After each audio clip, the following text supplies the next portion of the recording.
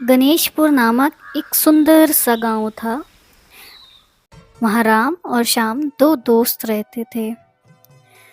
दोनों ने ही अपने गांव से दूर एक स्कूल में अपनी पढ़ाई पूरी की थी और दोनों खेतों में काम करके अपने अपने घरों का गुजारा करते थे। राम के घर में राम की पत्नी सीता और एक प्यारी सी बेटी रिंकी थी। वहीं श्याम के घर में श्याम की पत्नी राधा और एक बेटा चीकू था। दोनों दोस्त साथ में खेतों पे जाते थे और साथ में वापस आते थे और उनका परिवार भी खुशी खुशी रहता था। ऐसे ही एक दिन जब वो खेतों पे काम कर रहे थे तो राम बोलता है, श्याम भाई, खेतों से हम ठीक ठाक कमा लेते हैं, पर उससे हम अपने बच्चों को अच्छी शिक्षा नहीं दे पाएंगे। हमें कुछ और भी सोचना चाहिए जिससे कि हम लोग अपने परिवार को और अच्छी परवरिश दे सकें। राम भाई, कहे तो तुम सही रहे हो, पर हमारे पास इतना पैसा भी नहीं है कि हम अपना कुछ व्यवसाय या बिजनेस खोल सकें।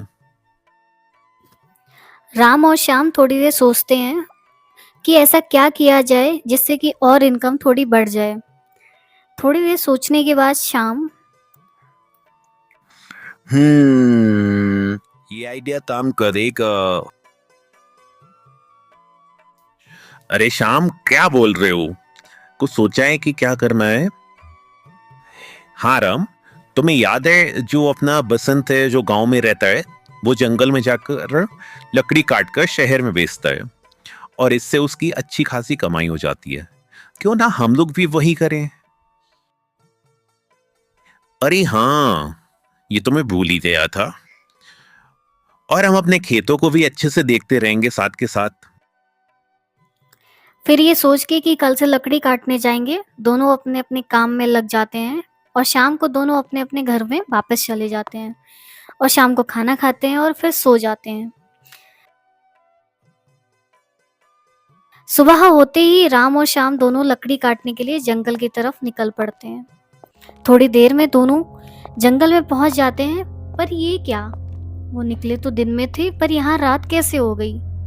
दोनों एक दूसरे को देखते हैं। श्याम भाई, हम लोग तो दिन में निकले थे ना, और यहाँ रात कैसे हो गई? इतना समय तो हमें नहीं लगा होगा पहुंचने में। हाँ भाई, मैं भी यही सोच रहा था कि यहाँ रात कैसे हो गई।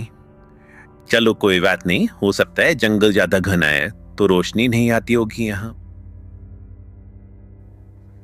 हाँ, ऐसा भी हो सकता है। और राम और श्याम दोनों लकड़ी काटना शुरू ही करते हैं कि उन्हें एक आवाज आती है, आ गए तुम इंसान यहाँ पेड़ काटने। राम और श्याम ये आवाज सुनकर डर जाते हैं और बोलते हैं,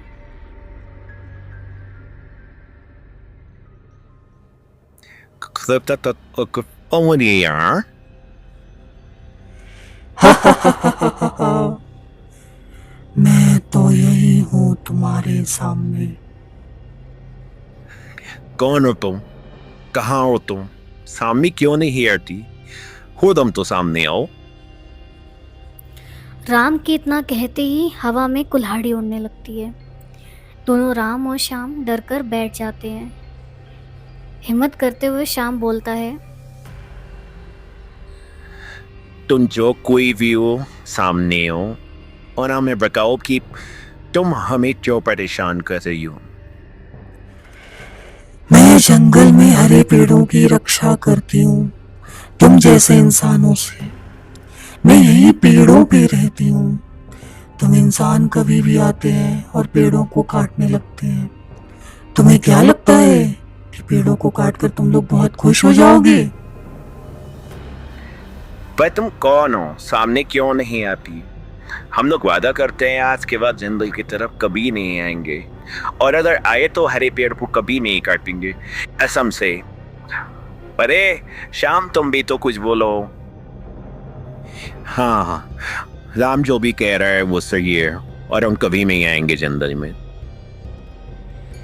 इतना सुनते ही वहाँ चुड़ैल प्रकट हो जाती है। चुड़ैल को देखकर दोनों हक्के बक्के हो जाते हैं। दोनों बहुत डर जाते हैं।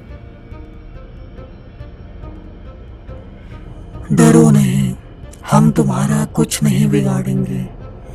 अगर तुमने पेड़ों को नुकसान पहुंचाया तब हम तुम्हें नहीं छोड़ेंगे। चुड़ैल बहन, हमें माफ कर दो। हम कसम खाते हैं आज के बाद कभी जंगल की तरफ नहीं आएंगे। और इतना कहकर राम और श्याम दोनों वहां से भाग जाते हैं। सीधा घर के बाहर रुकते हैं। श्याम, अच्छा हुआ जो हमें चुड़ैल बहन ने सबक सिखा दिया, वरना हमसे एक बहुत बड़ा पाप हो जाता। वैसे भी हमारा पर्यावरण बहुत दूषित हो रहा है, इसलिए हम सबको अपने अपने घरों के बाहर कम से कम एक पेड़ तो जरूर लगाना चाहिए। हाँ राम, हम सब लोग अभी पेड़ लगाएंगे और कसम खाते हैं कि हरे पेड़ को कभी नहीं काटेंगे।